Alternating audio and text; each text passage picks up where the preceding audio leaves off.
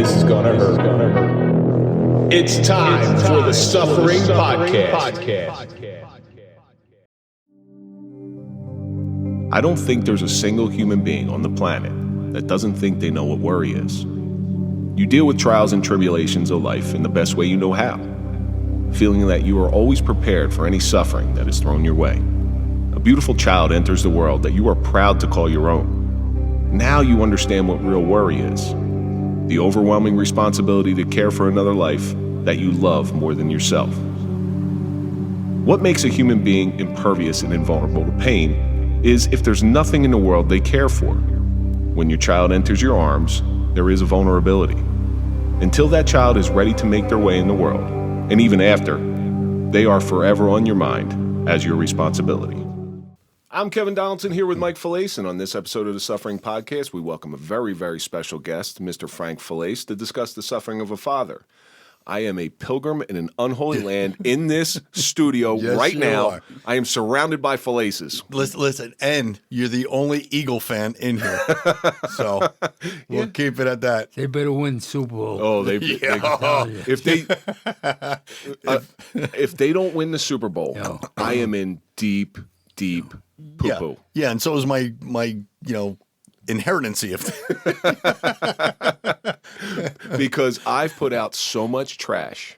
By the time this airs, obviously the Eagles will be Super Bowl champions, but I put out so much trash that I am going to get my balls busted. Well, I don't do that. Mine goes money-wise.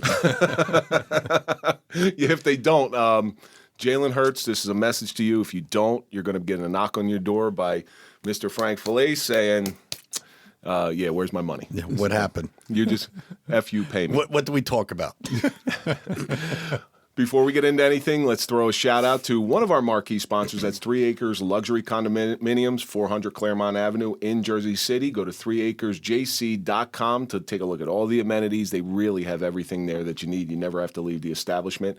Mike and I have been very fortunate to be welcomed into their family, and we couldn't be happier. So go to 3acresjc.com. Check out everything they have. Now, Mr. Failace, thank you so much for coming in.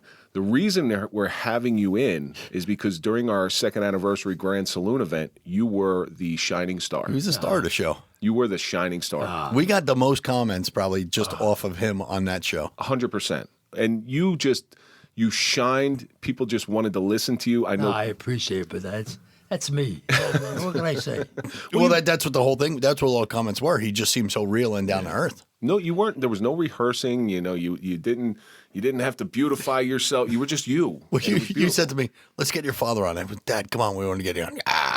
What am I going to talk about? And, of course, in studio, our special guest co-host, Frank Failace Jr. From the Drunken Corner. Michael, I says, Frankie, I want the three of us on. Yeah. I told him that. Absolutely. This is going to be something that's going to last forever. This before I knew, I don't want Frankie on. Oh, thank God he didn't have any more kids. We wouldn't have enough room in the studio. This way, if I want to smack him, I'm going to smack him before everybody sees him. Well, I'll tell you what. Hey, Dad, where are your only kids? Are there any other kids going to be showing up here saying, wait, me too? Me too? That you don't have to worry about, believe me. So if you just give me the eye. You get him, I get him. Yeah. Okay, we'll go together. We'll trapped in a corner, Frank. You're a long way out of here. By the time he moves, I can even get out. Andrew will have to come in and pull him out of his chair. Frank is trapped in the drunken corner. That's right. So listen, big shout out. Frank's been so good to us. He's been with us from the beginning. Go to Drunken Corner on Instagram, check him out. He does a lot of stuff on there. You're really going to enjoy it. A lot of Instagram lives, which we've been on a couple times. It was a lot of fun. So, Mr. Failace, one of the things that we do, and I'm going to call you Mr. Failace, and I don't care what you say. You've earned the respect. That's what's going to happen. We've had this discussion before. So you're Mr. Failace to me. You will forever be Mr. Failace. Just call him Senior. Senior. Yeah, there you go. Senior. All right, Senior more palatable than Mr. Failace? Yeah, Mr. Failace is my father. I say that too all the time. Mr. Failace is my father. I mean, you appreciate it. I have his friends. I'm very good friends with his friends. The one kid's running for mayor, and I says, Phil, he said, you'll always be Mr. Failace. It's how I was brought up, in all honesty. I teach my kids that, too. This is, Mr. Failace. This is, or I'll say Mr. Mike, or it's Mr. Santiago, or it's Mr. Failace. That's just how I teach my kids, because that's the way I was brought up. It's a sign of respect. It's funny. When I grew up, the people next door to me were by their first name. People lived down the street, they were Mr. and Mrs. I don't know why. Yeah, I really. Well, close in families, you can go by first name. Yeah, it's kind of like uncle. Yeah, that's not Mister. But before we go any further, we take a question every week from one of our audience members, and we kind of put it out there to the guests. This week comes from Pete124, Pete_124. What's your fondest childhood memory? Mr. Failace, you're our guest today, or senior. I'm sorry, senior. Senior. I'm going to hand this one off to you. Well, really, I had many, but my father was a sports fan. My father was born in Italy. You never know it. He had no accent. But we always went to ball games, and I lived 10 minutes away from Roosevelt Stadium. I saw, with my father, Jackie Robinson play in Roosevelt Stadium. Was it pro or within the Negro Leagues? It was in the International League. Oh, really? Yep.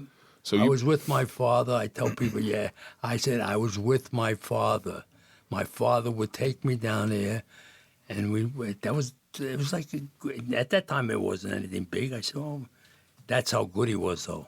So that's my question to you. You saw him play firsthand, and I know he was good. But in the Negro Leagues, there were people who were arguably better. Josh Gibson, Satchel Paige. They kept him because they knew he had the mentality not to fight back. Because they knew once you fought back, you licked. And he had the drawing power, too. He had a name. So he wasn't the best, like you said, but when he played, he had the wherewithal not to fight back, just take it. I mean, he used to spit at him. They did. Yeah, they really did some bad stuff. If you watch that, what was it, the documentary or the movie they made about the 42? 42, that's what it was. That's the number. You know, I had a brief conversation with Willie Mays because I think he was the third player to come up from the Negro Leagues. Well, I know the first guy the other guy after him was from Patterson. Larry Doby. Oh, good memory, yeah. So they were going to bring Doby up, but they didn't think that Doby could stand it as much as Jackie Robinson. The enormous amount of pressure that they had to be under was people crazy. really don't realize. And you know what hurts? I could honestly say I never grew up prejudiced. I didn't know the black guy was just not. I don't understand.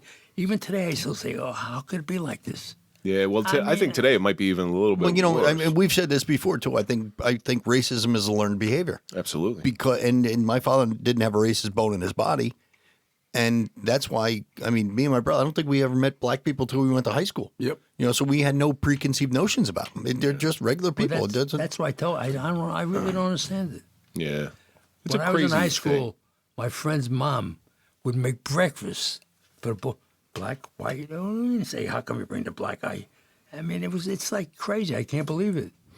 It's such a foreign concept to us. Now, Frank Jr., what do you think your fondest childhood memory is? It better be about your father because he's sitting next to you and he's within hitting distance. It's got to be having me as a brother. I mean, come on. That's a tough battle I got between the two of you. I'd probably have to say, and I'm sure he'll remember, is that when we were growing up, obviously sports, everything revolved around sports. Notre Dame, Yankees, Giants, everything, no matter what it was. And I wasn't young at this time. I was a little older, but my father always said there's two things he wants to do in his whole life. He wants to go see Notre Dame play USC at Notre Dame, and he wants to go to Giants Super Bowl and see the Giants win the Super Bowl. So I got lucky enough to get tickets and took him to Notre Dame USC when Jerome Bettis was the running back and Lou Holtz was the coach. So we went out there for a weekend and saw Notre Dame play USC. And then my brother and I had the pleasure of going to the Giants Broncos Super Bowl and sitting with my father and watching him cry when the Giants won the Super Bowl, and we were there with him. Was that the one where Mike Adams said he was going to walk home to Patterson? No, that was the Giant Stadium Super Bowl. That Right. was Seahawks and the Broncos, I think. Because I know Mike Adams, and I said, were you really going to? He goes, nah, it was too far. I wasn't going to walk. But we lost anyway, so it was no big deal. So, Mike, what do you think? What's your fondest childhood memory? Growing up, and not just because he's sitting here today, but, I mean, Frank, you could attest to this. We had the greatest parents ever. We really did. We didn't want for anything. We didn't need for anything. To pigeonhole a greatest childhood memory, I think that would be impossible. All the Super Bowls we went to. I mean, we went to Super Bowl 20. We went to Super Bowl 10. I was 9 years old. My father took me and my brother. They rooted for the team that won. I bet the team that lost. I couldn't say nothing to them. I didn't want to root it. It's the truth. They're jumping up and down. Super Bowl 10, it was the Steelers and Cowboys down in Miami. That's with the Lynn Swan catch. Oh, my God. Yeah. Really? Yeah, we were at that Swan, game. right. That's pretty cool. Like I said, my father afforded us a lot of great memories. But you got to understand something, Mike. As great a memory as that was for you, I'm sure that was equally as great a memory for you. I love being with him. I really did. He took. See, my parents were divorced when I was probably about 7 years old or so. My father took me and my brother to California on a 2-week trip. We went to Vegas. We went to San Diego. We went to Los Angeles. Topless burlesque show. We went to a burlesque. He took us to a burlesque 9 show. and 7 years old. We go to the place Failace Sr. Kids, that's where milk comes from. in Vegas where they get the $1 million outside. Mm-hmm. So we go see Bunyan. So I says, "The one that go inside. You got to be 21." I said, "Just come with me. Don't say a word. Just keep walking." We're walking. Hear a guy yelling behind me. I just keep walking. We get into the thing. The guy comes up. I says, "What did I do? You can't bring people." I said, "I didn't know that." I said, "All right, we went out." But I brought him into the Binions, to take them in Binions, that's another $1 million historic. horseshoe. That's what it was. Binions. Binions, yeah. They had the $1 million. Yeah. But I think my fondest childhood memory, and Frank, and I know you could attest to that, is when we played little kids football. North Arlington Leaders football. Now they're the junior Vikings now, but my father was our coach. Yeah. And we had so much fun playing back in the day. I mean, that was a real special time. That's a great thing, being able to coach your kids, because you see them develop, you see them learn, you see them grasp something that's a love of yours, and that's what I get out of coaching. Oh, yeah. So for me, obviously I'm the odd man out in this room. But my grandfather and I had a very special relationship. He lived with us for a short time, and I remember the bathroom, we had like a little efficiency apartment in our house, which they lived in, and the bathroom was leaking at the bottom. We put a sponge around it, and every once in a while you got to wring the sponge out. But him and I were hell-bent on fixing this thing. It was one summer. I think I was probably in about 7th grade, and he was an older guy. He couldn't get behind the toilet, so I'm behind the toilet, and we couldn't figure out what it was. We spent 3 weeks trying to fix a toilet. Here's what it did. It got me to spend time with my grandfather. It taught me plumbing. I know everything there is to know about replacing a toilet and the inner workings of a toilet. And it was something simple, but I wouldn't trade it for the world. As frustrating as it was at times, I look back on that as one of my fondest memories. I learned so much. I got to spend it with my hero. And those are memories that you can't buy, So, Pete, thank you so much for sending that question in. Keep sending in your questions, and we will get them on the air. So, Senior, I'm going to have to get used to saying that one. I know a lot about you. I've been involved in your family in one form or another for 25 plus years, so I've heard so much about you. Why don't you tell our audience a little bit about yourself, where you grew up, how you grew up? Well, I was Jersey City my whole life. I moved to North Arlington. When I got divorced, where'd I go? Back to Jersey City again. I love high school so much, it took me 4.5 years to get out. My mother said to me, "You got to graduate. You're embarrassing your father." I didn't want it because I knew I had to go to work. I knew I wasn't going to college. I'm not a college guy. And that was it. But I enjoyed high school just for the fun of it, not for...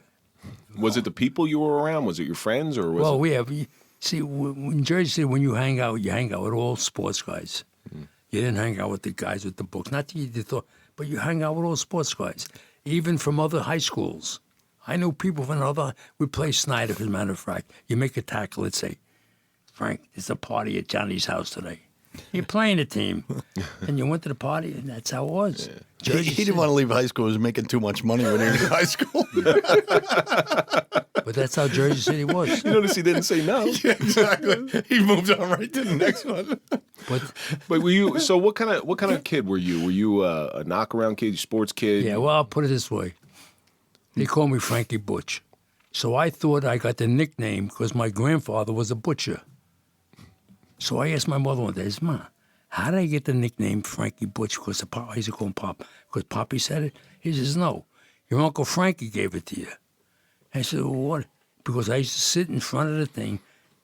Kid, could you beat that kid up? Nah. Well, let me see. I fight the kid for no reason at all. No, none at all. I have to fight the kid. And that's it. And he gave me the name Frankie Sounds Butch. familiar. Well, the worst thing you can ever do for your parents is to come home and say you lost the fight.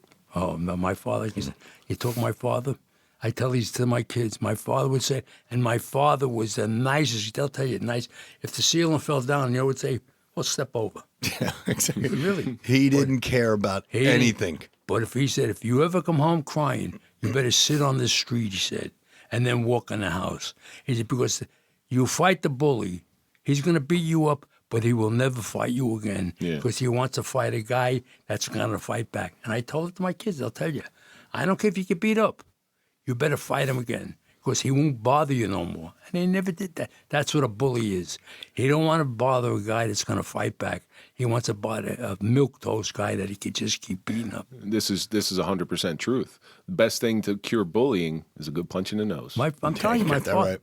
That's my father was. Yeah, Mike Tyson said that, right? You know, Everybody's a tough guy till they get punched in the mouth. Yeah. But my father was, my mother would say to me, my mom's maiden name was Bedino. She said, you're a Failace name only. I was just, my father, when I worked with my father, he said, I can't believe that's your father.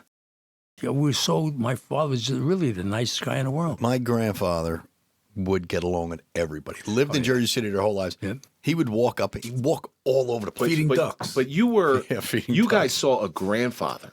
Like I've heard stories about my grandfather as well, but you guys saw a grandfather, and I'm sure before you were born, you did. The apple usually doesn't fall far from the tree. I guarantee there were some moments. Well, I had I tell you, my mom's father, he was a Bodino. He was a big shot in Jersey City. He was right under Haig. If you remember Haig was my grandfather had a packet in them days. He had a packet.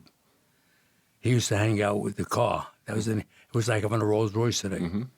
He would hang out with a guy down the street. The guy named was Joe Calford, who was a councilman. My mother and father lived next to one. That's how you live next to you, married him. So she would come to my mother and say, have Frankie dressed tomorrow. I want to take him with me. I used to go with him. I knew we had speakeasies, but my mother would never really talk with him. And I was the firstborn male, and he would say to my mother all the time, I love him dearly, but it's not doing me any good. But that's how, but he took me all over.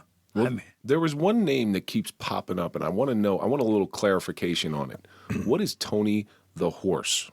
Oh, the horse. Oh, forget about it. We did a little research. Tony the horse. You be like, yeah.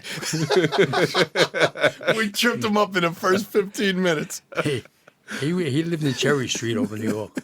I mean, he was like in murder, one of them type of guys. But he never, now my grandmother's an American-born because my father's first mom died in Italy with her brother in the sports epidemics. My grandfather came. He married my grandmother. I said she was American-born, but she was he would come into the neighborhood, terrorize. He's not exaggerating. Terrorize the neighborhood. They would be afraid of him. They'd be jumping out of windows every time he came. He had a fight with a guy going home to get an axe. I'm serious. That's why when he said to the horse, but he would go up to the store. My grandfather had like a salmonella. He'd go up there. My grandmother would be hitting with a broom. She'd say, I told you don't come here when you're drunk. Whack. I said, I can't believe this. He's got peaked and my grandmother's beating him. And she would feed him. Yeah, well, hey, sometimes it's that bully syndrome. Well, if he came in and terrorized the neighborhood, one person, what's he going to do? Hit a woman? No, but that's how I said. They say, I can't believe it. He's yelling at her. She's yelling at him, and he's hitting her with a boom. Wow. And there was one other thing that kept popping up. What is the last football wedding? That was Tony the Horses. That was Tony the Horse? Tony the Horses. What is that about? Anyway, I can say. You can say whatever you want. I get so many stories. We got. Well, that's what we have you in here for. I got invited. Hey, Drew, we got another hour after this. We can I stay got all invited night. to the wedding. Of course, of my grandpa. I mean, that's the only reason why. So my friend I hung out with, his name was Mike Shanley. Monkey face. Monkey Me and face. my brother used to call the monkey kids face. Call monkey face. They had a monkey hanging on the window. So anyway, I ain't got no girl at the time, so I go with Mike. He had the car. We drove there. So we go up there. We go to the thing. It was in the old Knights of Columbus Hall. So we have it now. People, and they call football weddings. They used to get the sandwiches. Who wants the ham and cheese? They throw it over to you. So it's over. We'll let it leave. So Shanley would say, do you notice when they said to kiss the bride, everybody went to the bathroom? Nobody wanted. So he says to me, Frankie, you got to take the sandwiches. I said, Tony, what am I going to do? I said, take the sandwiches home with you. I get the sandwiches, put them in the car. We're going home. We're throwing them out this side of the window. That people are following us down the street. It's 2 o'clock in the morning. They're following. Who's going?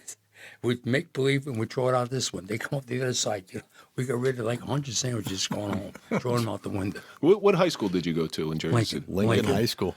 I had some people I knew back a little bit before your time that went to Dickerson. Oh, yeah. That was a rival. The Pirro brothers. Yeah. My father graduated high school class of 51, 52, and 53, I think. So I went to two alumni, 2 class reunions. well, there's better food there. No kid. So your idea of growing up in this atmosphere, a kid growing up in the 40s, right? All right. So I want to know what your idea of what growing up was. Like, what was a grown up to you? Me growing up I had the best life in the world. Not just me. We had nothing. My mother and father didn't try to compete with the Joneses. I didn't get a car. My father didn't get a car until I was old enough. We didn't lock the door. I didn't get a key for my house until I went to high school. Me and Frankie had the same thing growing up. Yeah. We never had a key to our apartment. It was just always open. And My mother would put the Hand to the key. glass. half of our friends used that to their advantage. Too. My mother would put the key under the mat.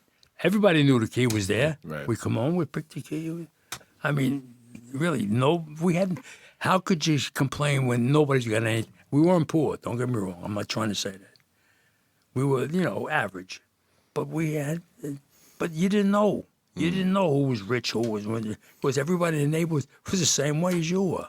They were in the same position you were in. And what are you going to eat tonight? I'm going to the Spinelli's house. All right, go ahead. And that's how you did it. You didn't come home. You tell your mother you were in somebody else's house. They just let you go. Of course, the next day, that same guy would be in your house. Well, did your parents actually try to push you out of the nest? Because I know a lot of Italian families, and the mothers and the sons are very, very close. Well, yeah. Right? Did your parents try to keep you in or push you out? Well, I'll tell you how unlucky they got. Unlucky. Yeah. I'm married. I get divorced. Where's the first place I go? You got to go back home. So I said, well, this ain't going to be for too long. 40 years. Well, Wait, yeah. you moved back in for 40 years? Great story about that too. He moved back in with his parents when he got divorced. My grandparents, his parents were still alive.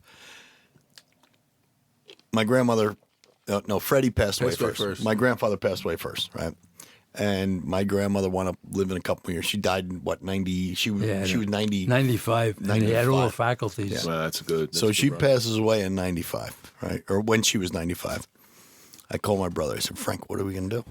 He goes, what do you mean? I said, Daddy's he's not old enough to live on his own yet. he was like 70 years old. Like, he's not alone to live. You see, it was the truth. My partner from the club, they used to say to me about, I said, I really used it. I never went home. So why should I get an apartment? They cooked for me. They did my clothes. If I wasn't coming, the only thing I used to tell my respect, I would tell my mom I wasn't coming home. So I'd stay in Brooklyn, because I don't want to what he is. He isn't home tonight. But there were times me and Frankie got calls like the next morning.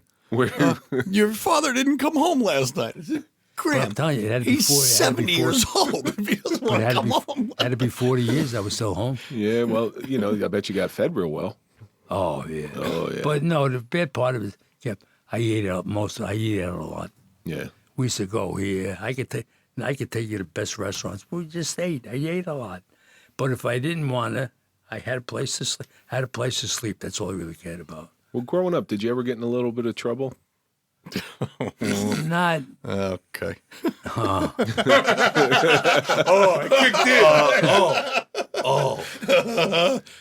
the neighborhood there's two ways neighborhood kids go. All right, there's the straight laced, and then there's the not straight laced. It's sort of crooked road. Well, I grew up in a neighborhood where gambling was. I tell people that I'm not ashamed to admit it. If I grew up in a neighborhood they did drugs, I'd probably be a druggie. I loved to gamble. I just liked it. I mean, it's the idea. We lived in the house, and they had a club was called the Full Mooners Club.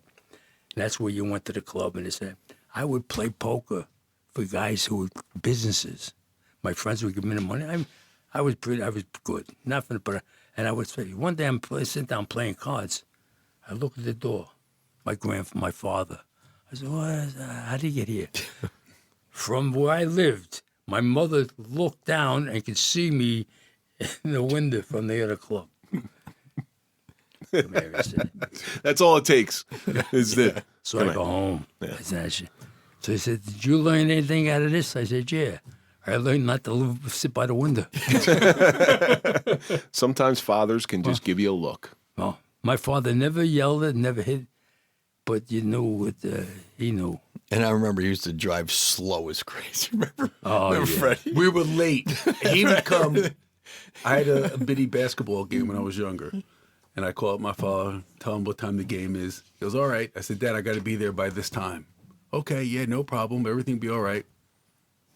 And we had no cell phones. So you just sit there and you wait. And you wait. And you wait. And you wait. It's like game starting in 5 minutes. And you wait. Like you're getting dressed as you go. I see my grandfather. Oh. Pulls up to the apartment. We get in. Frankie, my boy. All right, Grandpa, let's go. And then it's just like, You should just got out and ran. His probably could have. His last license plate was BOM, B-O-M. B-O-M, I remember right. B-O-M. I remember that. But you had this entrepreneurial spirit. It was because I know what you've done, what you did later in your life. Was that something about a gambler? You're making good money gambling. You're doing all right. Not having a boss, pulling in some money.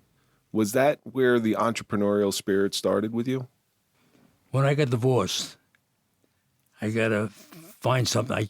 I paid my wife, gave her the money to send them to college. But how do I live now? I mean, I had a good job. I was a union delegate, too. So my friend from the gym. Union delegate, huh? Western Electric. Yeah. Okay, and you never got in any trouble, huh? oh, yeah. He puts people out during strikes on TV. Oh, yeah.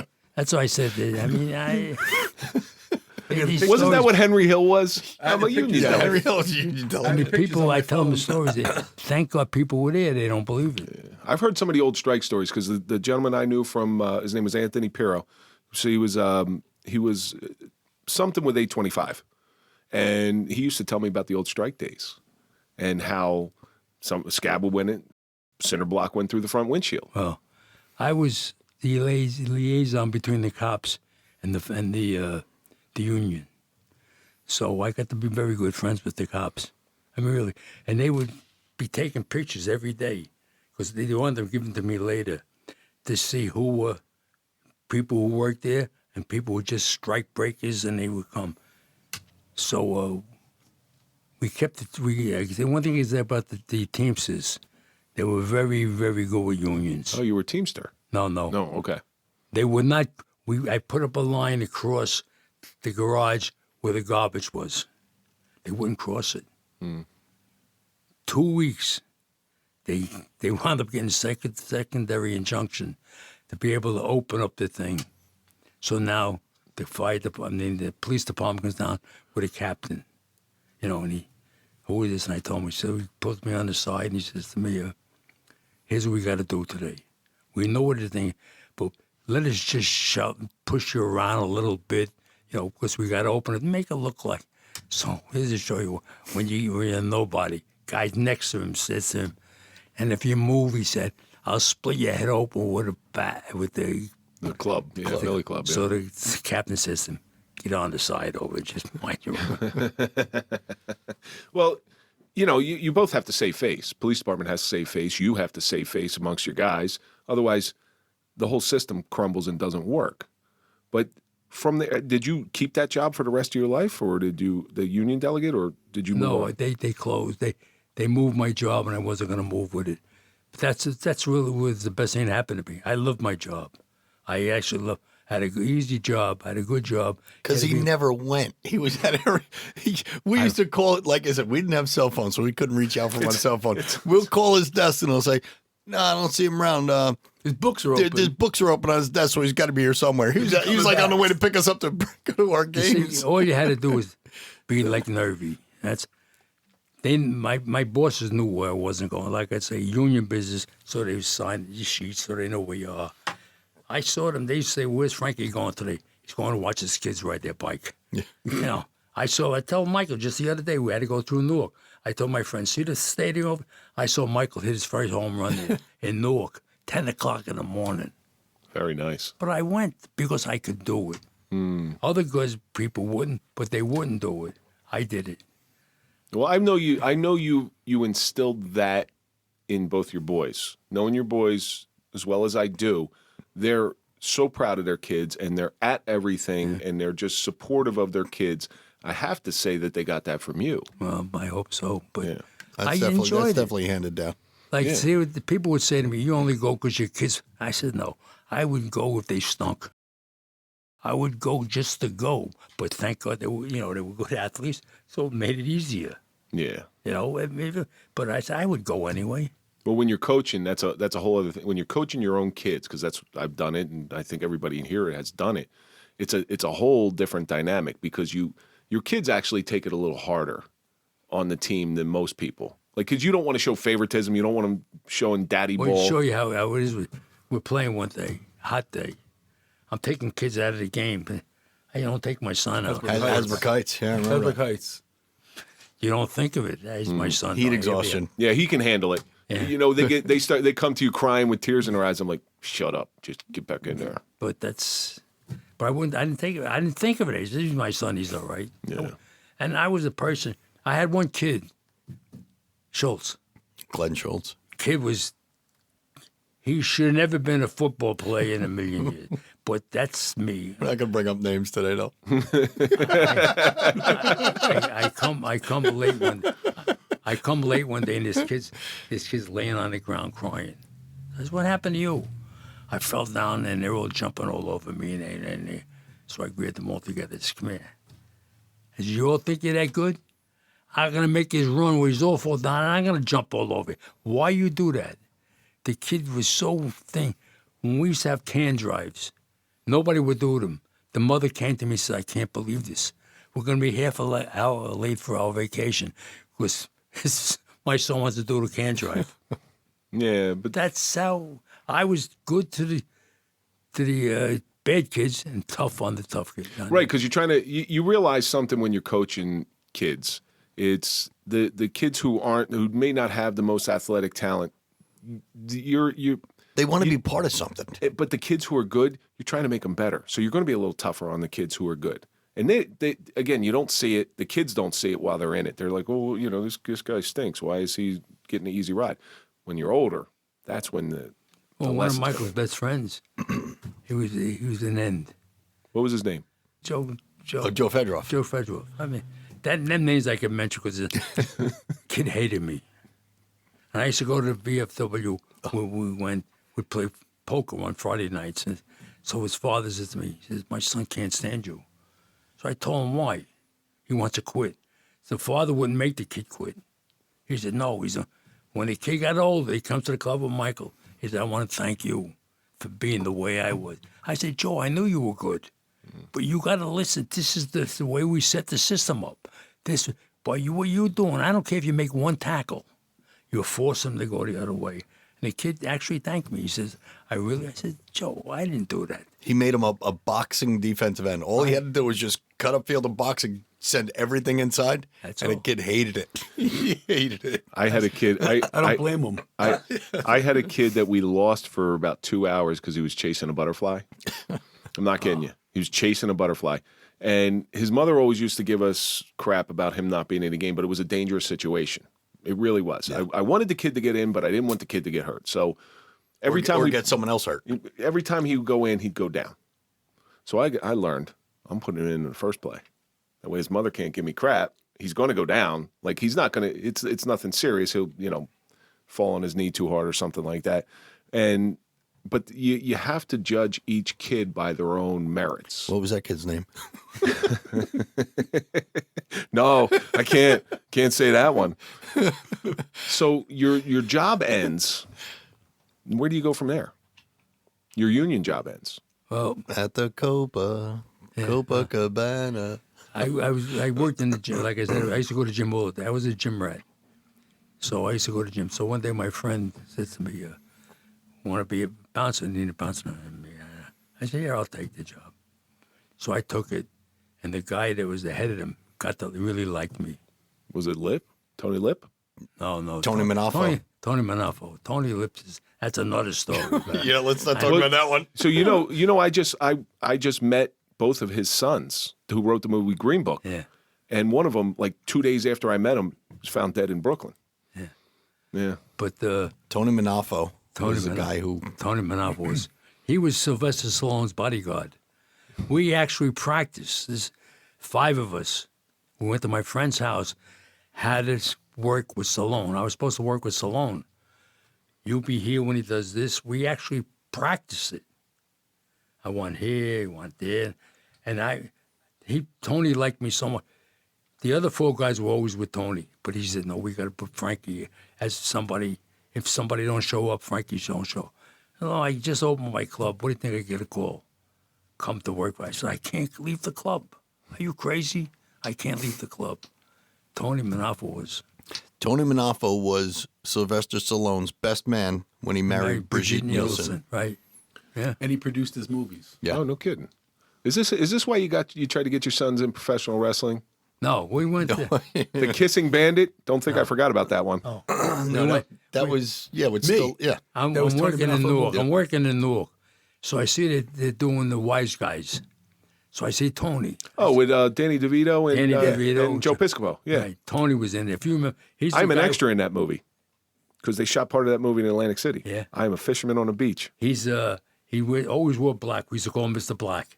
He wore a black leather, jacket though, not like the regular suit jacket. Like, so one day he said to me, "What are you?" I said, "I'm working." He said, "Well, come tomorrow. It was a Saturday. Bring your sons over. We'll go there." So we go. We're walking. I was on a here. Cut! They're screaming, cut! We walked through a Right film. through the scene. right to the scene. That's right. Captain Lou was in that movie. Yeah. That's right. So I didn't know we walked through. So Tony starts laughing. He said, "You're the only one." I said, "Tony, we didn't know we were walking through." He said, "It just cost us $20,000." It was right before they blew up the car. Yeah, that's right. So now, Captain Lou, Yeah. he sees my son. Who he used to look like. Yeah. He comes over to us. I've seen the pictures, yeah. He comes over to us. He sees my son at the time. He was in high school, 6 foot so. He's a good-looking guy. He says, "Oh, what do you do?" So he says, "I play football." He said, "I didn't play my first year because something happened." He said, "But I did wrestle, and I went." He says, "You want to be a wrestler?" He said, "Yeah." He says, he gave us a card. He said, "You don't come and see me unless you go to college first," he said. No kidding. He said, "Because everybody don't make it. You go to college," they had the studio is in Connecticut. "Then you come, and then I'll take care of you." Well, it went a little different than what he was saying. He grabbed me on the side. My father was off whatever he was doing. And he's telling me about this. When you come in wrestling, I really have to have you, this and that. You got the right stature. And you have to graduate college first. All that's right. And I said, all right. I said, but, my father's here with me. He's not going to believe me when I tell him.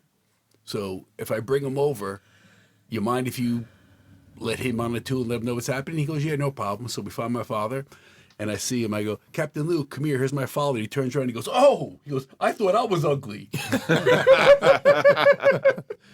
So you move out of the Copa, and how do you end up with Lemoore, Well, the rock club?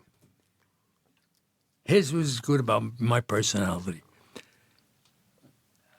When Tony calls me up and he says, I've got a job for you in Brooklyn. Nobody wants to go there. I said, I'll go there. What do I care? Brooklyn. So I went. My partners, I worked for them. It was called the Garden of Eden. I worked for them. They would. So I hear them at the bar talking about opening up another place to look for somebody. I can't rub two nickels together. I go up to them. I said, here looking for a partner. So my partner went, rah, rah, rah, rah, yeah. I said, look, you either are or you aren't. You're looking for partners. Yes, I want to be one. So it came from there. My mom left me money, but they said my other two partners said, it wasn't for him, you would never been here today because you're too nasty. But you had a lot of huge acts go through Lemoore. Oh, Everyone. Every 80s rock band that was ever. Did you ever like the music? I hated it. It was loud. I used to stay in the lobby. Yeah. Well, it was because I was like head of security, really. And I would stay in the lobby because if there's fights and this and the cops, and I handle everything. Yeah. Well, George did the bands. There was 5 of us at one time. 2 left. One guy left. One guy, he opened up his own, John. He's the one. And they opened it. We just wound up in the 3 of us. So I know the name Lemoore, and I think, Frank, you told me this. The name Lemoore was everywhere. It was even written on the Berlin Wall. Berlin Wall. At one point. And somebody asked me, how do you know? I said, because, around it was all rock bands. So it ain't can be Lemoore, I Love You, like France. Mm-hmm. They put Lemoore and they put all rock bands around it. No kidding. Yeah. So was that a good career? I mean, that was there for quite a while. Oh, yeah, 25 years. Yeah, I know. It opened up in what, 76 or 77 as a discotheque? 78. Lemoore Disco. You see, we opened in 78, but when you have I don't care what people say today, if you're an A-E-I-O ending, you don't get nothing. Mm. They thought we were mob plays. We weren't, though. We really weren't. It took us from January to November to get a liquor license. Mm. Then we opened up as a discotheque. Well, that's actually, and they missed out because that was the year before. Saturday Night Fever. They came to the club first. They were going to film Saturday Night Fever at Lemoore, but they wound up doing that 2001 Odyssey. We weren't going to be ready by the time they came to the club. Yeah, no, dealing in Brooklyn and knowing that Brooklyn area, did you ever have to deal with some shady characters in order to get stuff through? Well, we did. Without mentioning names, please. No. We did, but we didn't because they didn't bother you. Yeah. I said, contrary to what people say, they don't bother you. The only they bother you is when you want a favor. So they come and they help you. Now they own a quarter of the club. Ooh. Before you know it, and we never ever asked for a favor. Never. When a kid died, we did all ourselves. Did everything else. They never bothered. They don't want to be bothered with a club. But when we opened as a discotheque, we used to be loaded. They used to love it. I know we've spoken to John Elite about this because John Elite's father knew you. Well, no, he knew my partner Mike. Yeah. I said to Mike, I don't want to say this to John. I said, but because my partner Mike worked in Queens. Yeah. We had half the club in Queens. Yeah, Lemoore East. Lemoore East. Well, I thought that was Comac, Long Island. No, Lemoore Far East. Okay. There was 3 of them at one point. So we had the biggest one, which we wanted to buy, was the one in Staten Island. It was Lemoore's Paramount. The Paramount Theater. The theater. Over 3,000 people. Wow, we wanted it bad, but it had a crack on the side. We had to fix the wall, and we said we can't afford this. I think you told me that Guns N' Roses played there the day Appetite for Destruction came out. Yeah, it was like the week the album came out. Yeah. Absolutely. Guns N' Roses only played the club because they wanted to see how good they would be out of Manhattan. That's why they came to the club, yeah. I mean, booking those acts had to be a whole different nightmare. My partner George did everything. We had the bands. Twisted Sister. No, but the one that's the big band. Metallica. They were Tuesday, Thursday bands. Really? They played every Tuesday and Thursday. No kidding. That was my claim to name. That's why I'm not in the club business. I come into work. I go, Dad, who's playing tonight? And I look up on the board. He goes, Rods and Metallica. Coming next week, Dad, who's playing tonight? Rods and Metallica. I go, he goes, what's the matter? I said, they're never going to make it. I said, they play every freaking week. You're going to get sick of them. Who cares? You know, that's what you think. One That's Sunday why we I'm had not in 40 years later. One Sunday we had 3 bands: Wasp, Armored Saint. Metallica, and Armored Saint. Yep. Wasp, the guy was from Staten Island. Blackly Lawless. Yeah, he used to play with chaps on, with no clothes. He just put the chaps on. Did Overkill ever play there? Absolutely. Oh, My yeah. father's partners were Overkill's managers. Oh, really? Yeah. Yeah. That's how I got into hooked up with Overkill. Yeah. So Overkill's been real good to us. Oh, well, Derek. Overkill was good. Yeah. White Line, that was my partner. They had the bands. I wasn't involved with the bands. They had the bands. They were good though. The So band. you've had this. I mean, really an amazing life from growing up Jersey City to being the Frankie Butch to being a union delegate. I'm not buying that one, by the way. And then you to the Copa, which the historic Copa. But, I mean, even get back to the Copa days. I mean, They wrote the song about them. yeah, he did security what, for Barry Manilow? Yeah, they wrote the song about the bouncers. He did Oh, really? security They worked about from 8 to 4. Oh, yeah. Bette Midler, right? See, Tiny Tim. I when- remember being a kid. I think it was my birthday. It was either one of our birthdays. Took you to go see Tiny Tim. He Tiny took us Tim. over to Copa to go see Tiny And Tim. it was funny that day to show you my mentality. I bring them over to Copa.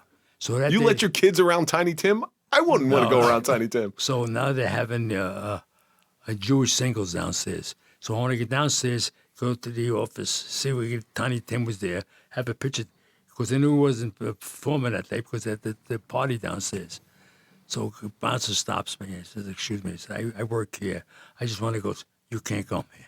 So what I do, I grab him by the throat. I'm dragging, my kids are on the top of the stairs watching me. I'm running them through the club. I said, I said, what are I doing now? I said, my kids got to watch this. Well, I think so. In Wise Guys, Lou Albano's character was called Frankie Fixer. I think that's what his character was. Probably after he met you. But Well, it's funny. We after Goodfellas came out, watched it in the movies. The scene where Leota takes his girlfriend to Copa, goes downstairs, dukes everyone, goes through this kitchen, and all my friends go, "No, that's great." I'm like, "That's the only way I go to the Copa." He goes, "What are you talking about?" I said, "When we were kids, my father used to take us. We'd go downstairs to the kitchen, we'd go out, and they had a party, and they put a table right in the center, and we sit down, eat dinner, watch the show, and go home." I go, "That was normal. I thought that was what they did." That's how you did it. That's Yeah. how we did it. Listen, I don't think we ever went to an Italian restaurant without coming in through the kitchen. Yeah. You know, and someone clearing people away. We go to LaMelo over from Manhattan, right?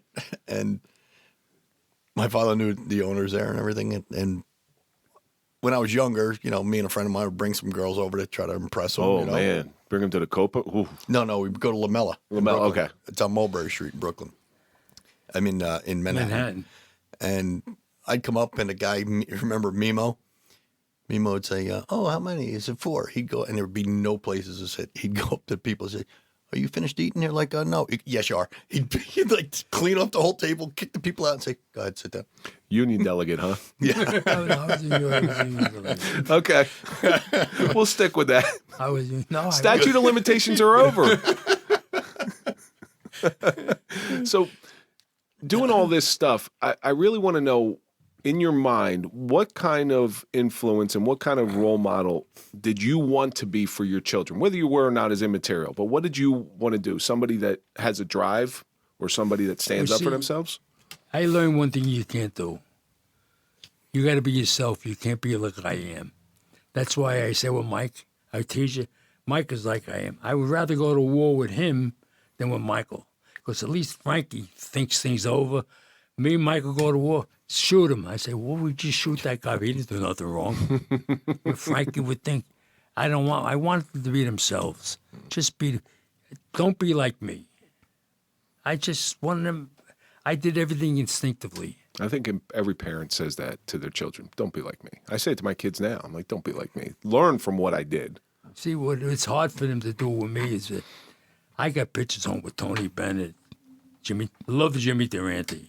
I loved him. And Frank Sinatra. Sinatra. I'm a Sinatra 20 All times. right, Dad, who do you think is a better singer, Frank Sinatra or Elvis Presley? I will not air this episode if this is answered wrong. And now, As a singer, I thought Sinatra was better. Oh, well, yeah, no, okay. No, they were All right, I'll buy that. And that. I'll buy that. They were two different types of singers. I'll buy that. And I'll put it this way. I go to the 500 Club. I was with my wife at the time. This woman that we knew, in the old days, they used to have the phones with the switchboards. We used to she worked for New York Tel. She was a supervisor.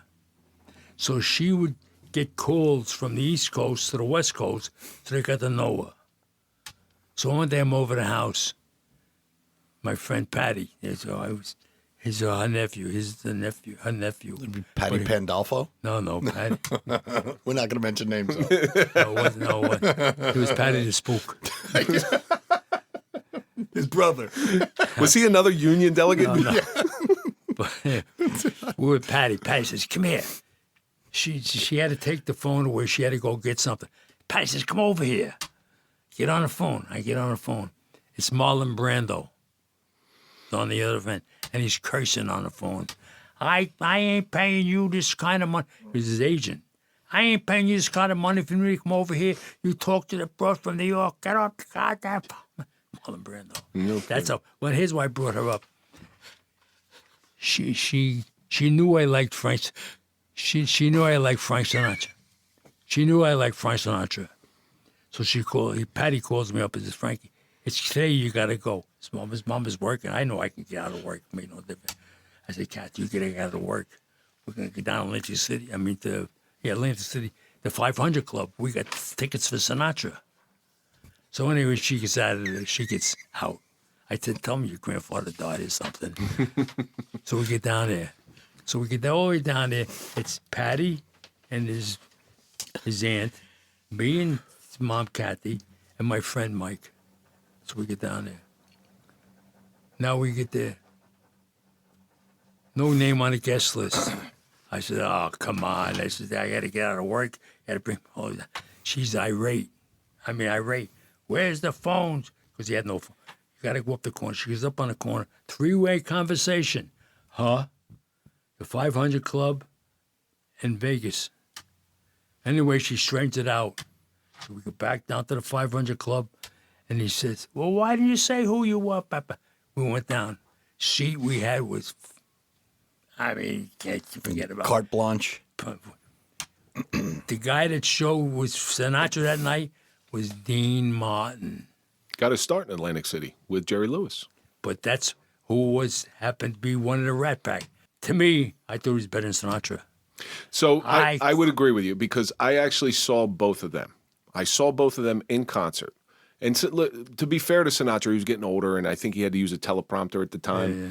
Dean Martin's voice never wavered. It was smooth as silk. But Sinatra had that charisma. But see, Dean Martin was... Because he even said, "If you expect me to sing, you might as well go." He didn't sing one song. He just cracked jokes. We were hysterical. Hysterical laughing. You just watched the Dean Martin roast, and you know the guy was a comedy genius. He was just... See, and that's another thing. We're talking about, like, growing up. Super Bowl 22 in San Diego when we got on TV. Yeah. The night before the Super Bowl, if it was Super Bowl 22, I was 21 years old. Wait, I had to call them up. They asked them if they wanted to go see Sinatra. Just let them know. Because I want to take kids to see Sinatra. I don't want to go see him. Because I knew a guy who worked with his secretary. Now I can tell us that. The night before the Super Bowl, my father took me and my brother to Sinatra. Was it Bette Midler? Liza Minnelli. Took us to a concert. You want to talk about great stories when you were growing up? That was, and we had great seats. Bob Lilly sat right near us. A guy gets out of the taxi cab, tan. You knew he had bucks, and his friends laughing at him. He said, "I guess I'll see you when the show was over," because he had no ticket. So when I got the tickets, I had to buy all 4 of them through my friend, and I paid $125. They were $100 tickets. I had to pay $25. So I didn't care, but I couldn't get rid of the one ticket because My brother-in-law's sister was there. Nobody wanted to go. So I got one ticket. So this is to show you what you do when your kids are there. So I go, I see the guy. I walked with the guy. He says, I got a ticket for Sinatra. Do you want to go? Right away, the guy gets up and he says to me, what are you, a scalper? I would have did like I did to the Giant game. I would have tore the ticket up in front of him. I'm serious. I did a Giant ticket. I tore a $100 Giant ticket up in front of the guy. I said, that's it. Now I don't care who goes. When we got the guy inside, we were in the 7th row. The guy was buying me drinks. He couldn't buy. I can't wait till I go home. He said to see my friend. He said, Your son Frank got that same mentality from you, and I'm going to tell you a little story that you probably don't even know. When Frank and I used to work together, there used to be a guy come around and sell watches. You remember this guy? He used to sell like knockoff. They were nice watches. Well, they would turn your wrist green. And I think it was you. I'm pretty sure it was you. The guy would always take him. He always came in the dealership, and he would take him back. He takes the watch outside. The guy offers him the money back. Takes the watch outside, and he goes and hits it with a hammer right in front of the guy. He goes, I'd rather bust this piece of shit rather than give it back to you. So maybe you rubbed off on your kids. I'll tell you the thing with Liza Minnelli. They come down on a tram, down the aisle. Frank's taking pictures of her. Now she sees him, and she's smiling with him. He's taking pictures because she sees him, a young kid, this. Something happens to the camera. So what do you think he does? Pull the whole roll out. I said, now you happy? Now you ruined it. He said, I don't care. I said, you ruined everything on here. I said. That was back in the 35 millimeter. Yeah. He pulled the whole roll of film out there. Everything got exposed. And I felt had a like- picture on there. I had Jerry Jones and Jimmy Johnson in a headlock Really? on Bourbon Street On that same roll. and messing Jimmy Johnson's hair. Yeah. And no one touches his hair. What was it? That was, and like I said, That was- going back to days. That was Bears Patriots because we said, remember, there's Wade Super Bowl Phillips. 20. I hope you guys both realize how lucky. And that's what I said when you brought up the social media question. I can't pick out one time. I said, we've been so lucky. He took us to so many Super Bowls. We went to New Orleans. We got into parties we weren't supposed to be at. We were staying in a hotel where the NFL Players Association had their dinner. So me and my brother took the hotel up, and we used to get autographs all the time. So we're standing outside. We get outside the elevator and the big ballroom's right there. To get into it, you had to have a ticket, and then they jacket. stamped your hand. You had to wear a jacket. They give you a ticket, and then they had to stamp your hand, and you give them the ticket. So some guy comes out, and he sees me and my brother there, and he's like, you guys want to go in? He went in, he showed the ticket, got his hand stamped. He came back out and gave me and brother, he asked the guy, he said, can I keep these tickets, just for, keepsake? Said, yeah, sure, no problem. Gives me and my brother the tickets. Me and my brother were in an NFL Players Association dinner with everybody that was who's who of NFL players. I mean, it was unbelievable. You should write a book on how to relate to your children, especially going through a divorce, having to be a single parent. Because it sounds like to me you did a wonderful job at. No, their mother did it. I'd tell you one thing. My divorce today, I did nothing. His mother was terrific. Just my lifestyle. She was a mother, and I was never cheated, but I want to go here. Where you going? I'm going here. And I took her all over. Yeah, but you were always involved in their lives. So That's because her mother would call, their mother would call me and say, yeah, you're going to see little Frankie play? Yeah. She knew. Go stop here, I'll drive you there. It was people would say to me, I just saw your wife. I'm divorced 20 years now. You would never know my parents are divorced. They did everything together. Like if their friends were going out to dinner, he'd say, hey, Kath, come on, Like the only thing Tammy and Willie going I out would to never dinner take her tonight. on. Out of respect for them, when I only told this to Frankie the other day because I would never tell the kids this. Out of respect, I went out with your mother once alone. My friend had a bar in Manhattan, so she knew him. So we go anyway. He ain't there. He's not. So now I'm talking really conversation, and I said I can't do it. I said, Kath, we just go home, and I could have went home, and I said we're gonna start. I'm not gonna change. Why am I gonna put her back in the same position that she was when? I ain't gonna change. But that's a respect thing. That's what I said. It's out of respect. It's a respect thing. I told him, and it's the truth. I never slept with my mother once after I got divorced. You want to tell the positions because since your boys are? No, I'm only kidding. It's not going to mention names. It's a respect, I say. Yeah. But if you were to see another father in your position, what is the best piece of advice you think you could give them? Just don't lose your kids. No matter what happens, you got to bring them back. You got to reel them. I don't care what you do. You got to just don't lose them. My friend married. He had a daughter. And his wife, here's how crazy she was. She would sing. She would run around the house singing, "Your father's a bitch and your mother's son, so that means you're a son of a bitch." Never said nothing. Never. Sounds like what I used to say to my brother. But he tried to. He didn't see his daughter in 50 years. Never saw when she got married, because the mother poisoned the kid. Never came, and he was good to her. The kid went to Notre Dame. I said, Mike, you know why she don't use you? Because her husband's got money. She don't need you. But that she just poisoned him. We are coming to the end of this thing. One question I want to say real quick. Who were the Damon Runyon characters? Oh, come on. Told you we did research. There's a Mic million. drop. There's a million of them. I mean, they used to hang out with Bigfoots. Bigfoots is like the Damon Runyon place where they hung out in it. And you go in there, you'd see. I mean, it's like crazy. Tony the Horse, Pimbo. Everybody had nicknames, but he was only a union rep. What was the other one? You had Limpy. Yeah, Limpy. Limpy. Damon Runyon characters. Johnny the Spook. Johnny the Spook. Or whatever it was.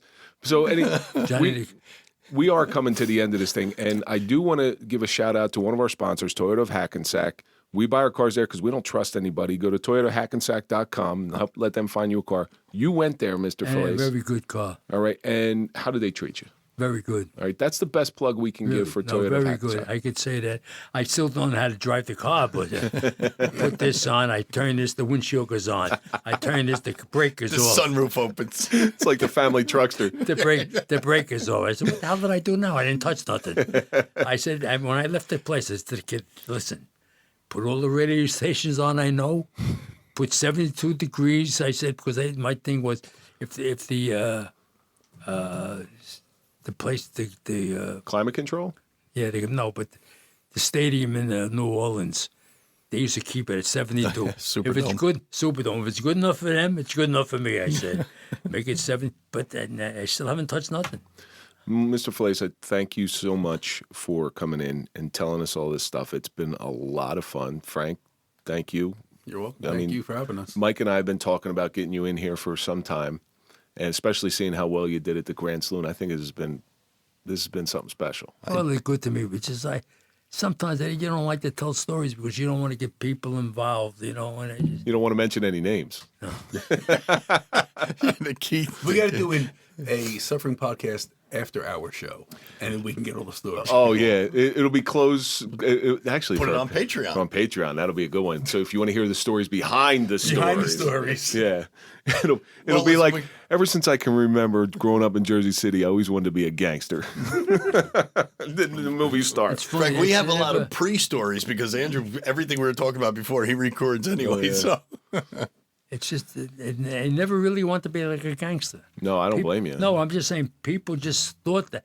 They say to him, I said, "What is your father's?" I said, "What do you tell them?" I said, "I don't know." That's what you tell them. When I was in college, people thought it all the time, and I never said yes or no. Yeah, exactly. And so they wouldn't. That's a powerful weapon. It was. You got that right. I never I'll say- denied it or approved it. When he would play American Legion Ball, remember Mr. Robertson? Guy used to come to the game.